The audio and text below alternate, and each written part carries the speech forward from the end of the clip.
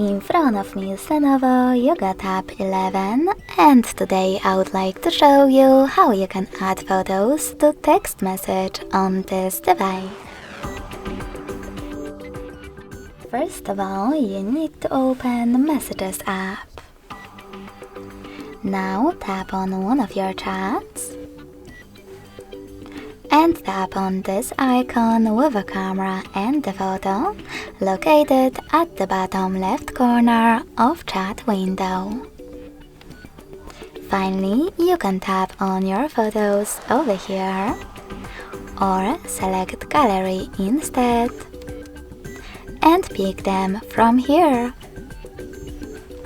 When you're ready, tap on Add at the top right corner.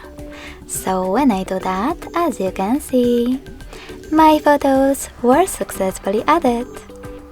Thanks so much for watching. If you enjoyed this video, smash that like button, comment and subscribe. Bye!